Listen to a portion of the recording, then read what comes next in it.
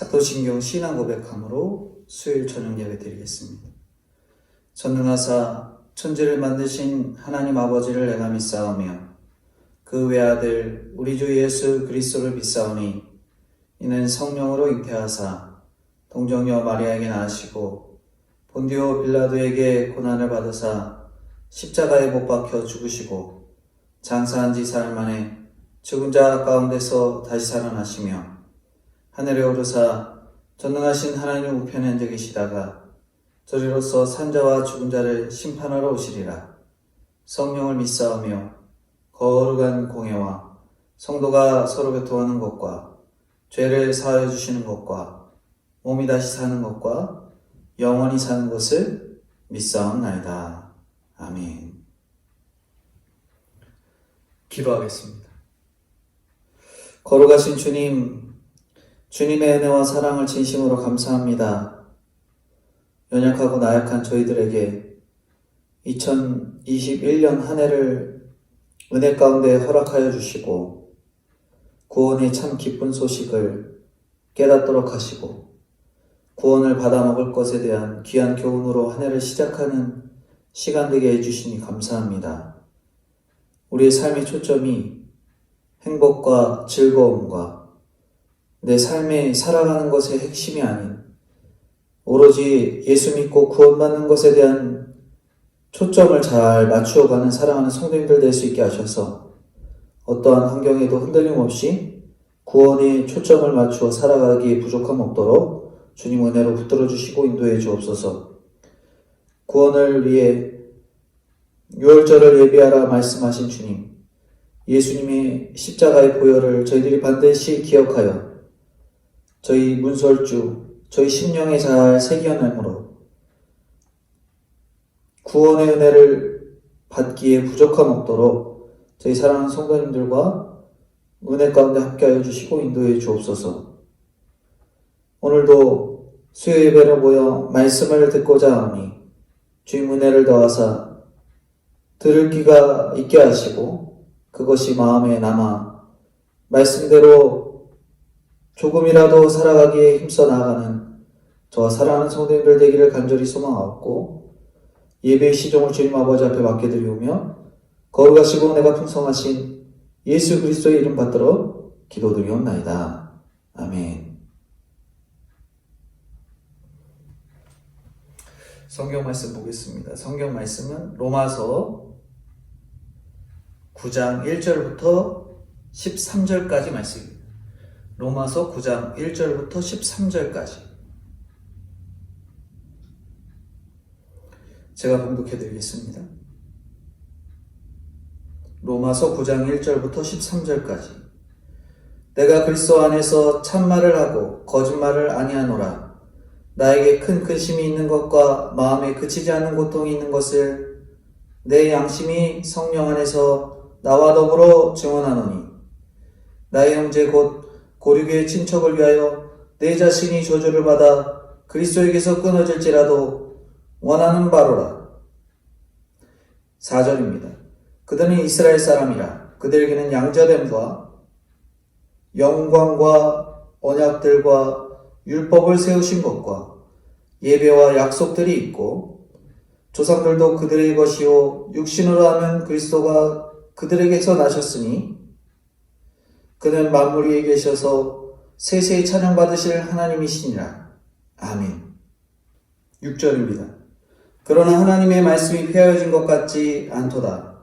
이스라엘에게서 난 그들이 다 이스라엘이 아니요 또한 아브라함의 씨가 다 그의 자녀가 아니라 오직 이삭으로부터 난 자라야 넷이라 불리리라 하셨으니 곧 육신의 자녀가 하나님의 자녀가 아니요 오직 약속의 자녀가 씨로 여기심을 받느니라.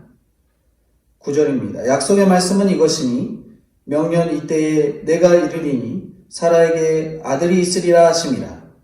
그뿐 아니라 또한 리브가가 우리 조상 이삭 한 사람으로 말미암아 임신하였는데 그 자식들이 아직 나지도 않고 무슨 선이나 악을 행하지 아니한 때에 택하심을 따라 되는 하나님의 뜻이 행위로 말미암지 않고 오직 부르시는 이로 말미암아 서게 하려 하사 리브가에게 이르시되 큰 자가 어린 자를 섬기리라 하셨나니 기록된 바 내가 야곱은 사랑하고 에서는 미워하였다 하심과 같으니라. 아멘.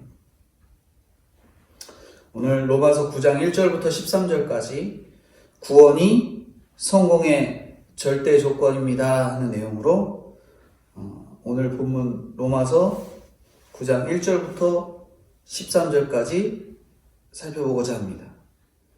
구원이 성공의 절대 조건입니다. 우리가 세상을 살아가면서 다양한 것들을 원합니다. 그리고 그것을 얻기 위해서 정말 끊임없이 노력을 합니다. 그렇다면 우리가 정말 원하는 게 무엇인가? 진짜 값진 것을 원하는지, 우리들에게 신앙의 모범을 보여주기 위해서 오늘 본문의 사도 바울은 사도 바울로서 진짜 원하는 것이 무엇이었습니까?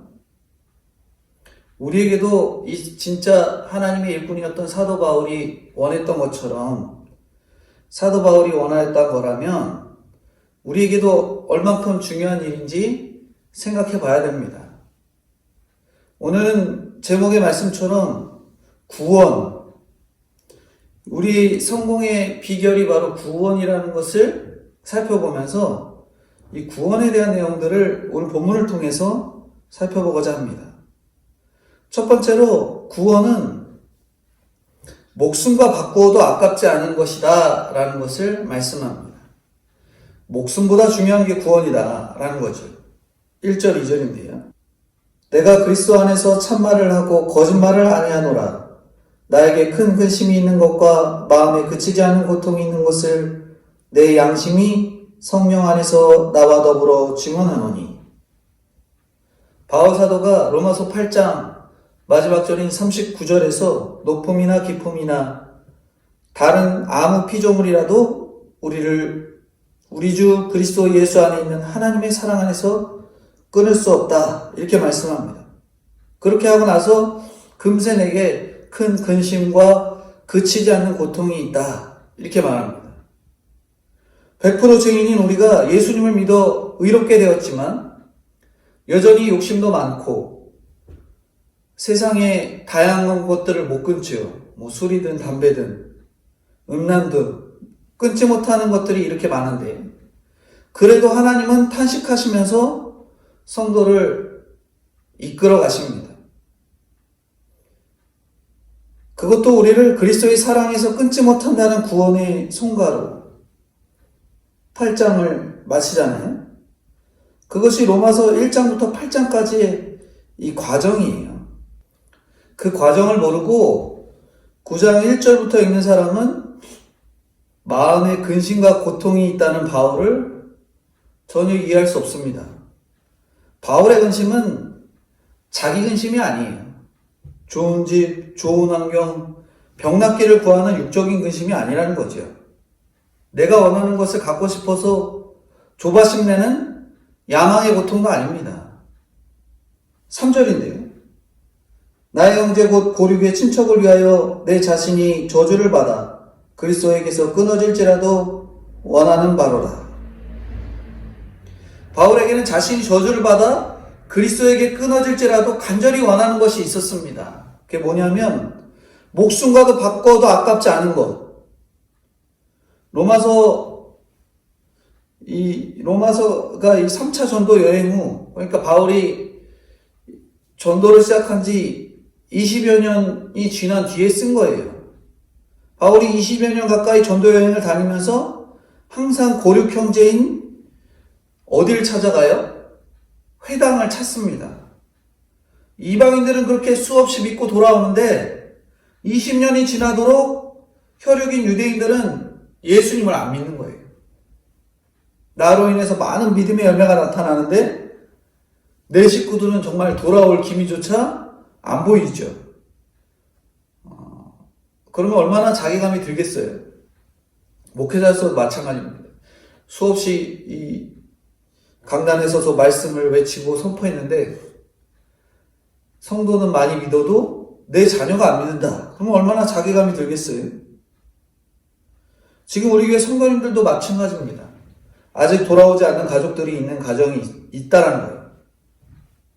그러면은 바울의 고통이나 그 심령이 이해가 되는 겁니다.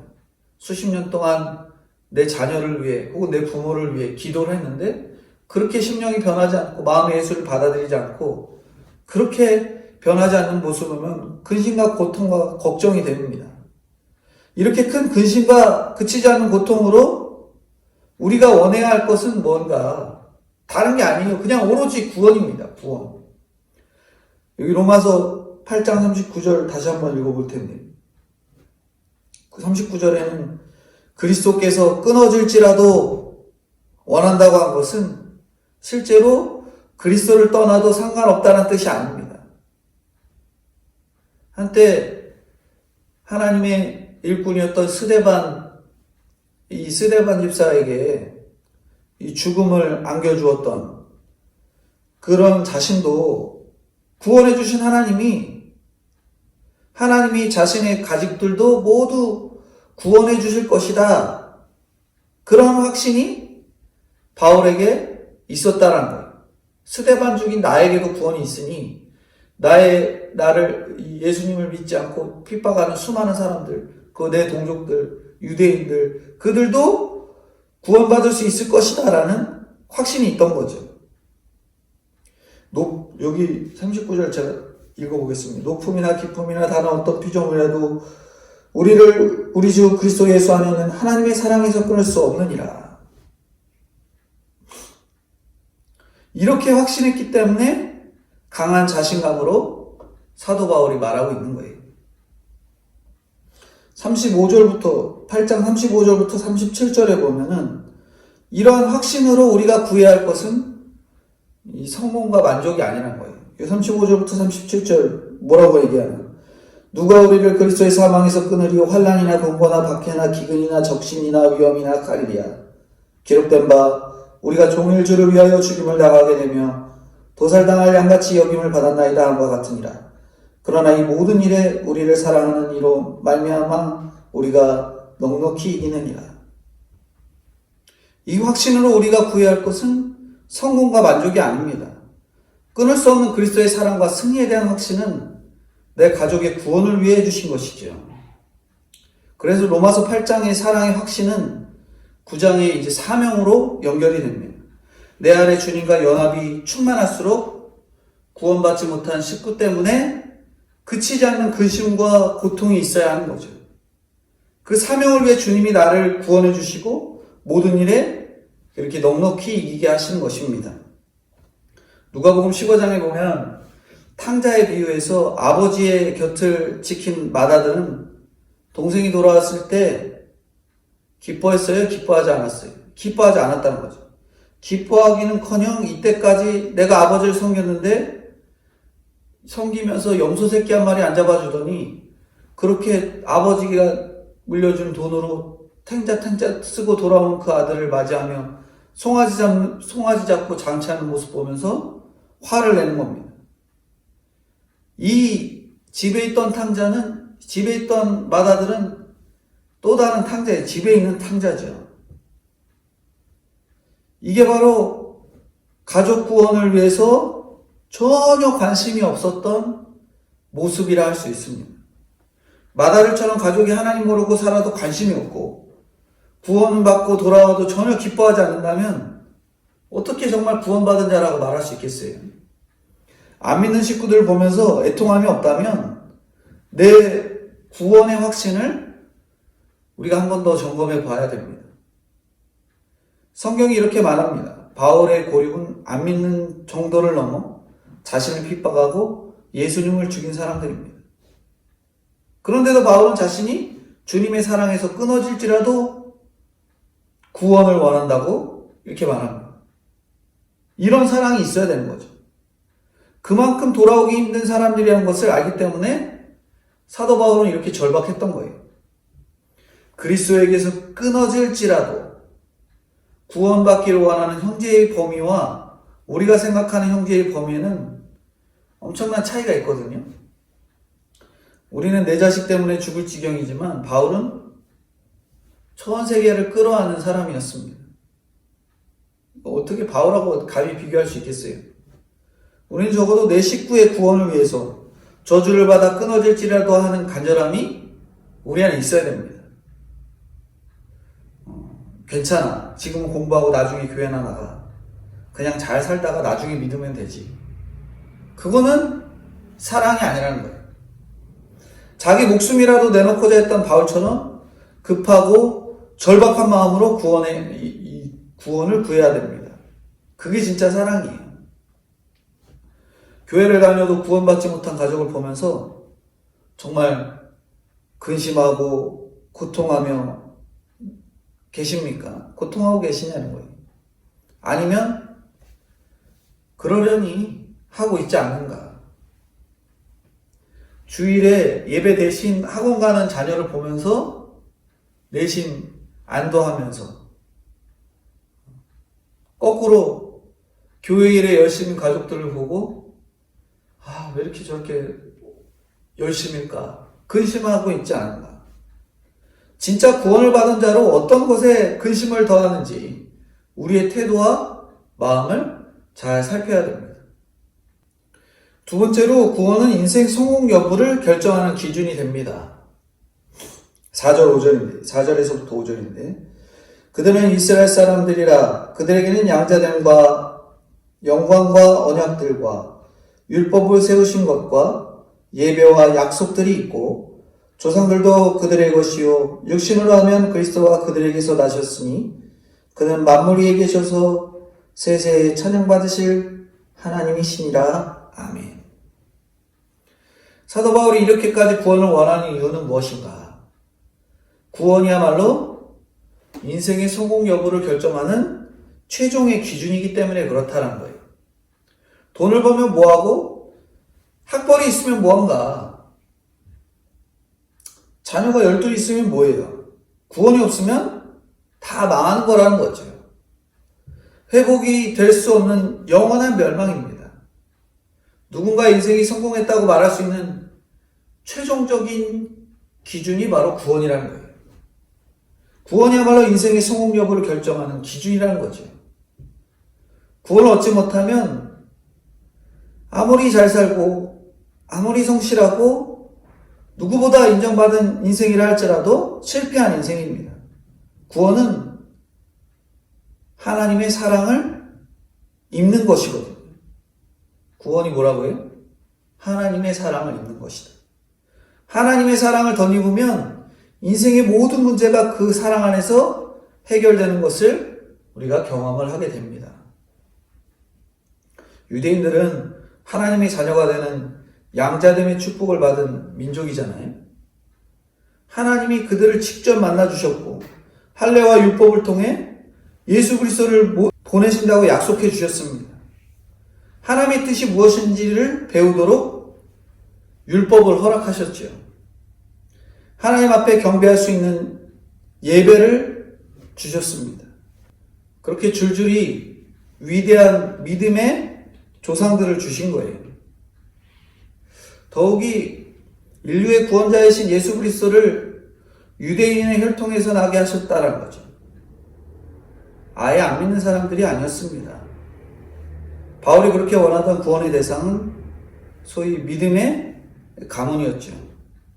게다가 바울은 히브리 인증의 히브리인이요 베냐민 지파요 가말리엘의 문화생이요 로마의 시민권을 갖고 있는 그런 사람이었잖아요. 대단한 믿음과 배경과 이런 것들을 갖춘 집안인데 그런데 그 집안 사람들이 예수님을 안 믿는 거예요. 6절입니다. 그러나 하나님의 말씀이 폐허진 것 같지 않도다. 이스라엘에서 난 그들이 다 이스라엘이 아니요. 그렇다고 믿지 않는다고 다 폐허진 게 아닙니다. 유대인들에게 주신 예배와 율법과 약속들이 다 없던 걸로 되는 게 아니라는 거예요. 그들이 예수 그리스도를 죽였다고 해도 하나님의 약속은 그때도 마찬가지고 지금도 유효합니다. 그러기에 이스라엘 백성을 제쳐놓고 구원을 말할 수 없는 거예요. 하나님은 반드시 그들에게 주셨던 예배를 회복시키시고 언약을 이루시는 것입니다. 이스라엘 사람들이 예수님 죽였다고 성경에 말씀이 폐해지는 게 아닙니다. 로마의 식민 치하에서 300년 동안 지하 공동묘지 카타콤에 생활했던 그리스도인들도 예수님이 정말 구세주라면 우리를 어떻게 이렇게 내버려 두시겠는가 생각했을 것입니다. 근데도 하나님의 말씀은 폐하여지지 않았다는 거죠. 우리가 간혹 툭하면 말씀이 폐해졌다라고 말하거나 생각합니다. 잘 되면 잘 됐다고, 하나님이 없이도 잘 되었다고 하고요. 힘든 사람은 힘든 사람대로 하나님 계시면 어떻게 이룰 수 있겠느냐라고 탄식을 하죠. 성경 읽으면 밥이 나오냐? 뭐가 해결되냐? 말씀 묵상 무슨 놈의 묵상이냐? 이렇게 하는 것이 말씀이 폐해졌다라는 거예요. 하나님의 말씀은 뭐 시대적인 환경이나 인간의 그런 불순종으로 폐해지는 게 아닙니다. 내 기도 제목이 하루아침에 이루어지지 않았다고 해서 하나님의 말씀이 폐해지는 게 아니라는 거예요. 뭔가 일이 잘 안 된다고 해서 말씀이 폐해졌다고 하면 안 된다는 거죠. 하나님이 택한 민족인 유대인이 예수님을 죽이고 로마 식민지 생활을 하고 과거에 히틀러에 의해서 가스로 학살을 당하고 지금까지 많은 전쟁과 곤란을 겪고 있어도 하나님의 약속은 지금까지 오늘날 저희들에게까지 유효한 거예요. 바울은 이스라엘 민족 전체가 구원의 선택을 받은 건 아니라고 합니다. 우리 주위를 보아도 아무리 믿음이 좋다고 해도 100% 다 구원을 받는 집안은 없습니다. 6천에 8천까지 친족이 다 구원받았다는 집안은 주변을 아무리 봐도 보지 못했어요. 제 집마다 안 믿는 사람 한 명이라도 있습니다. 그런데도 이스라엘의 문제는 무조건 자신들이 특별하다고 믿는 데 있다는 거죠. 하나님이 이스라엘을 택하셨다는 것은 특권과 함께 사명이 주어진 선택이었다는 거예요. 그러나 그들은 하나님의 자녀로서 구원의 이 메신저로서의 사명을 감당하지도 않으면서 오로지 특권만 생각했기 때문에 예수 그리스도의 복음에 관심이 없는 거죠. 나는 특권이 있어. 하지만 구원만 받은 것만 생각했지 그 특권에 맞는 자신이 맡아야 될 사명들은 다 제쳐두고 있었다는 거죠. 구원을 받든 안 받든 이스라엘 자손이니까 무조건 택함 받은 자다라고만 생각한 거예요. 우리가 아무리 대단한 믿음의 가문에 속했어도 수십 곳의 교회를 세웠어도 유명한 목회자의 자녀라 할지라도 구원을 받지 못하면 실패한 인생이라는 거예요. 내가 교회를 짓는다고 해서 내 아들이 구원받는가? 그건 아니라는 거예요. 유대인은 다윗의 자손이라는 그것 때문에 그들의 딜레마에 빠졌잖아요. 7절부터 8절입니다. 또한 아브라함의 씨가 다 그의 자녀가 아니라 오직 이삭으로부터 난 자라야 내 씨라 불리리라 하셨으니 곧 육신의 자녀가 하나님의 자녀가 아니요 오직 약속의 자녀가 씨로 여기심을 받느니라. 아브라함의 씨라고 다 영적 자녀가 아닙니다. 오직 이삭으로부터 난 자라야 내 씨라 칭하리라 하셨으니 이렇게 했는데 오직 이삭으로부터 난 자라는 것은 기다림으로 훈련 끝에 낳은 자라는 뜻이에요. 하나님이 아브라함에게 약속의 자녀를 주신다고 했는데 기다려도 자녀가 생기지 않았습니다. 그래서 본부인이 아닌 하갈로 인해서 이스마엘을 낳았잖아요. 이스마엘 보면 외모로 훌륭한 아들이었지만 하나님은 아브라함의 씨라고 다 그의 자녀가 아니라고 합니다. 약속을 주신 25년 그 기다림을 거치고 언약의 시인 이삭을 낳게 하셨잖아요. 육신의 자녀, 잘난 자녀라고 다 믿음의 후손이 되는 게 아닙니다. 약속의 자녀는 기다림으로 정말 훈련과 고된 훈련 끝에 낳은 자녀라는 거예요. 하나님의 말씀으로 훈련된 자녀, 하나님과의 만남이 있는 자녀가 씨로 여기심을 받는 자라는 거예요. 내가 하나님의 자녀인데 내 아들, 딸이 하나님을 믿지 않는다면 오늘날 우리가 무슨 상관이 있겠냐는 거예요. 육신으로 낳았다 해도 믿음으로 하나 되지 않는다면 딴 세상에 살고 있는 것과 다를 것이 없다라는 겁니다. 육신의 자녀는 나하고는 상관없습니다. 구원받지 않은 자녀는 나하고 상관이 없다는 말입니다. 그런데 어떻게 그치지 않는 고통이 없을 수 있겠어요? 고통이 차고 넘칠 수밖에 없습니다. 내 육신으로 왔는데 예수님을 믿지 않는다. 얼마나 눈물이 나겠습니까? 9절입니다. 약속의 말씀은 이것이니 명령 이때에 내가 이르리니 사라에게 아들이 있으리라 하심이라. 약속의 말씀은 명령 이때에 사라에게 아들이 있으리라 하신 것입니다. 아브라함이 이미 하가를 얻어서 이스마엘을 낳았기 때문에 하나님은 오랫동안 훈련을 시키셨습니다. 24년이라는 시간의 훈련을 거친 뒤에 명년 이때라는 구체적인 때를 가르쳐 주셨고 그 자녀의 이름 이삭도 하나님이 직접 지명해 주신 거예요. 하나님과 상관없이 잘 먹고 잘 사는 사람에게는 약속의 말씀이 그 안에 꽂히기가 참 어렵습니다.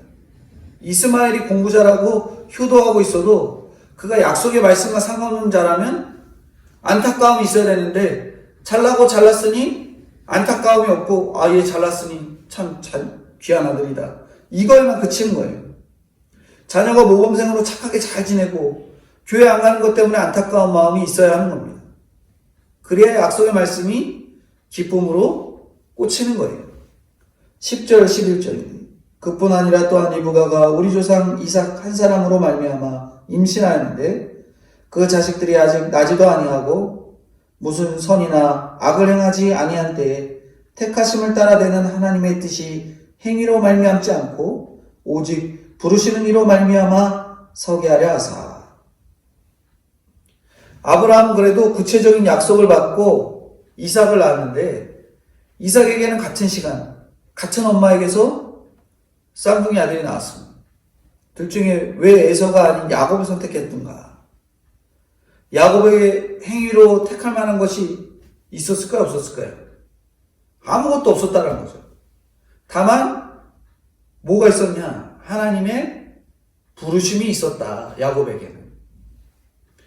만약에 몇 시간의 차이를 두고 태어났거나 서로 다른 어머니에게 태어났다면 이삭은 두 아들의 행위를 비교하고 또 생각하고 또 분석했을 겁니다. 큰애는 날 때부터 뭐가 다르더니 둘째는 똑똑한데 거짓말을 잘하니 형만 하나 아우 없다더니 맞는 말이다. 우리가 종종 내 욕심과 기대 때문에 자녀를 행위로 판단하는 경우가 있습니다. 공부 잘하는 자녀가 있으면 온 식구가 발소리도 조심하면서 숭배를 하고요. 공부 못하고 속 썩이는 자녀에게는 어떻게 저런 자식이 우리 집에 태어났지 하면서 무시하는 거예요. 형을 속이고 집 나간 야곱이 하나님을 택한 자라고 하면은 믿기 싫잖아요. 하나님의 택하심보다 우리가 행위로 판단하기 때문에 그렇습니다. 효자 에서를 두고 왜 야곱입니까? 하나님 뭔가 착각한 게 아닙니까? 하면서 끊임없이 우리는 인간적으로 혹은 욕심으로 판단하려고 하지요. 누구나 내 자식을 행위와 외모로 판단하게 됩니다. 내가 행위로 판단하는 만큼 남들도 나와 내 자녀를 행위로 판단하고 차별하게 돼 있는 거지. 하나님 그러지 말라고 이삭의 자녀는 똑같은 시간, 같은 엄마에게서 태어나게 하셨던 거예요. 하나님의 택하심이 무조건적인 것을 알게 하시려고 아직 나지도 아니하고 무슨 선이나 악을 행하지도 아니한 때부터 그렇게 택하셨던 것입니다. 마지막 세 번째로 구원은 모든 것을 넘어서는 사랑이다라는 것을 말씀합니다. 12절인데요. 리브가에게서 이르시되 큰 자가 어린 자를 섬기리라 하셨나니 믿음으로 구원받았다고 하면서 끊임없이 근거를 찾으려는 그러한 고정관념이 우리에게 있습니다. 신앙생활도 장남이 좀 더 잘해야 잘 따라올 것 같고, 출소를 해도 딸보다는 아들이 잘 되기를 바라는 마음이 속에서 있어요. 그러나 하나님이 택하심은 우리의 고정관념을 무너뜨립니다. 순서가 중요한 게 아니에요. 구원에 초점을 둔 믿음은 어떤 순서와 행위에 대해서도 자유로운 겁니다. 아들이고 딸이고 첫째고 막내고 그런 거에서 완전히 자유로워질 수 있는 거예요. 성실해서 또는 부모의 신앙으로 구원을 받았다. 문제만 일으키던 아이가 구원받았다고 두고 보자. 언제 돌아갈지 모르잖아. 이런 말 하면 안 됩니다. 탕자를 봐야 돼요. 우리가 생각하는 맏아들이 구원받을 것 같지만 정작 구원받은 아들은 회개하고 돌아온 탕자. 문제 많은 둘째 아들이잖아요. 하나님의 택하심을 믿는 것은 내 자녀를 있는 그대로 인정하는 겁니다. 자녀가 공부 잘하고 성실하다면 너무나도 감사한 일이지만 반면에 공부하려고 해도 안 되는 자식이 있다는 것을 인정하는 것이 믿음입니다. 하나님의 택하심을 무시하고 내 욕심대로 자녀를 판단하고 끌고 가서는 안 되는 거죠. 성적이 어떻게, 행실이 어떻든, 성적이 어떻든 영혼 구원에만 초점을 두고 바라보는 것이 이 믿음이라는 거예요. 세상에서 실패하더라도 구원받은 인생은 무조건 성공한 인생이라고 그것을 어려서부터 가르치고 눈물로 기도하는 것이 오늘날 먼저 믿고 구원받은 성도로서의 역할이라는 거죠. 그리고 그게 최고의 교육이에요. 13절입니다. 기록된 바 내가 야곱은 사랑하고 에서는 미워하였다 하신과 같으니라. 하나님의 택하심이 에서가 아닌 야곱에게 있었다는 것은 에서처럼 성실한 사람도 구원받지 못할 수도 있고 야곱처럼 거짓말하고 문제 많은 사람도 구원받을 수 있다는 은혜의 본보기를 성경이 그대로 보여주고 있습니다. 이것을 인간적으로 해석해서 하나님이 편애하는 거 아니냐 이렇게 생각하면 안 되는 거죠. 에서는 팥주간 그릇에 장자권을 팔아넘긴 자고요. 영적인 후사의 권리이잖아요. 장자권이. 이스라엘의 택하심은 특권뿐 아니라 사명이 있다고 한 것처럼 장자권은 구원을 위해 살고자 하는 특권과 사명이라고 볼 수 있는데 에서는 그런 영적인 일에 관심이 없었다 하는 것이죠. 육적인 배부름에만 관심이 있어갖고 장자권을 기껏 팥주간 그릇에 팔아넘긴 거죠. 형에 비해서 부족하고 문제가 많아 보여도 정말 야곱은 믿음에 관심이 있었습니다. 사랑을 쫓아서 막 돌아다녔긴 했지만 결국 약속의 땅으로 돌아가고자 했고 에서와의 만남을 두려워했지만 믿음의 후손의 제자리로 찾아가는 야곱의 모습을 볼 수 있지요.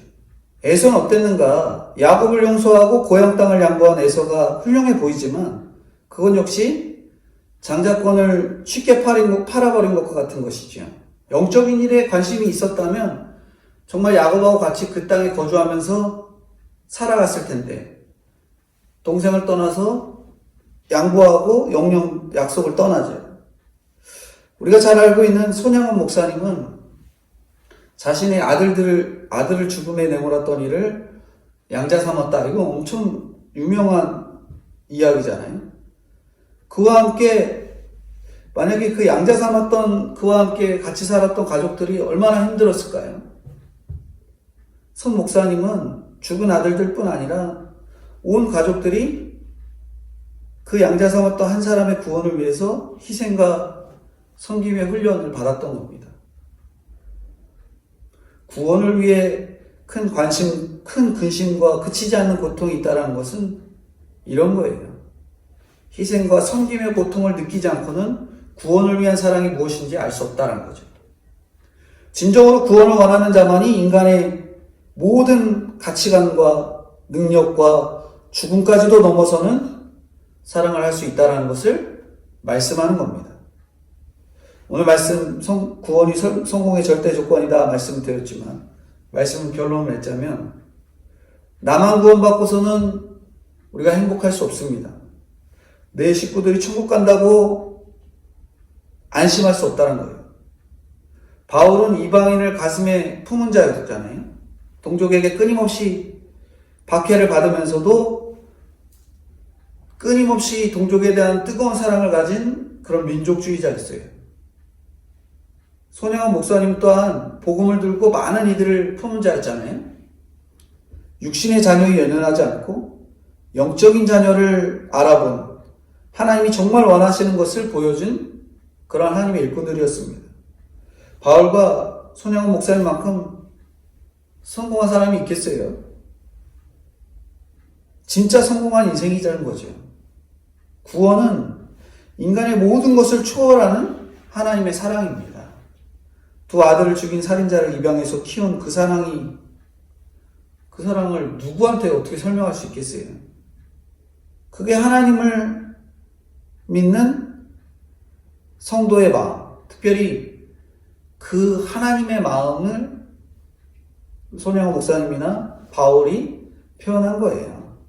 한 영혼이라도 구원하시는 하나님의 열망, 그 같은 하나님의 소원, 바울의 소원이 우리 모두의 소원이 되기를 원하시는 저와 성도님들이 다 되어야 될 것들을 말씀하고 있습니다. 기도하겠습니다. 하나님, 주님의 사랑을 알게 하시니 감사합니다. 주님의 사랑을 받으니 내 형제, 내 고륙의 구원을 위해서 어떤 고난이 와도 그들의 구원을 위해 기도하는 저희들이 될 수 있는 믿음이 있게 하여 주시옵소서. 그것으로 인해 하나님이 원하는 근심이 있게 하여 주시옵소서. 그동안 육적인 것, 인간적인 생각에 눈이 어두워져서 하나님의 택하심을 이해하지 못했던 저희입니다. 내 고정관념 때문에 행위와 관련 없는 큰 자가 어린 자를 섬겨야 하는 택하심의 원리에 끊임없이 반발하는 마음이 있었던 저희입니다. 부모로서 자녀를 섬기게 하시고, 상사로서 아랫사람을 섬기게 하시고, 목사로서 성도를 섬길 수 있게 하여 주시옵소서. 행위와 순서로 자녀나 다른 사람을 판단하지 않고 차별이 없는 구원을 생각하며 어디에서나 섬기는 저희들이 될 수 있도록 은혜로 함께하여 주옵소서. 아들의 죽음까지 구원의 사랑으로 해결하신 하나님의 일꾼이었던 손혜원 목사님을 생각하니 오직 구원을 생각할 때 내 자녀도 그의 친구도 다른 사람들을 살리게 되는 것을 보게 되었음을 저희들이 깨닫습니다.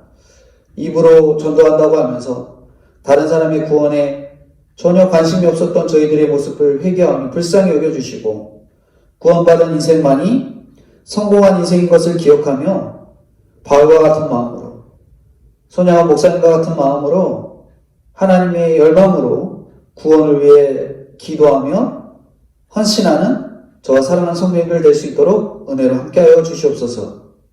이 나라와 민족의 구원을 이루어 주옵시고 저희 각자의 자리에서 영혼 구원을 위해 사명을 감당하는 저희가 되게 하여 주옵소서.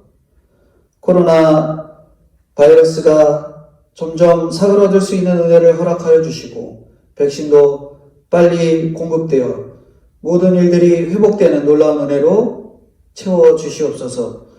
차별금지법이 통과되지 않기를 주님 간절히 원합니다. 주님 불쌍히 여겨주시고 이 나라 민족을 불쌍히 여겨주시옵소서. 특별히 태아생명을 보호하는 낙태법 개정안이 잘 국회에 들어가 하나님 주님의 뜻에 반하는 세상의 법이 정말 무너지고 오히려 하나님의 뜻에 부합된 세상의 법이 잘 세워질 수 있도록 정말 태아를 보호하며 생명을 보호하는 놀라운 은혜들로 대한민국을 불쌍히 여겨주시고 은혜로 채워주시옵소서. 주님 감사드리오며 거룩하시고 은혜가 풍성하신 예수님의 이름으로 기도드리옵나이다. 아멘. 주님 가르쳐 주신 기도로 예배 마치겠습니다. 하늘에 계신 우리 아버지여, 이름이 거룩히 여김을 받으시오며 나라의 임하옵시며 뜻이 하늘에서 이루어진 것 같이 땅에서도 이루어지이다. 오늘날 우리에게 일용할 양식을 주옵시고 우리가 우리에게 죄 지은 자를 사하여 준 것 같이 우리의 죄를 사하여 주옵시고 우리를 시험에 들게 하지 마옵시고 다만 악에서 구하옵소서. 대개 나라와 권세와 영광이 아버지께 영원히 있사옵나이다. 아멘.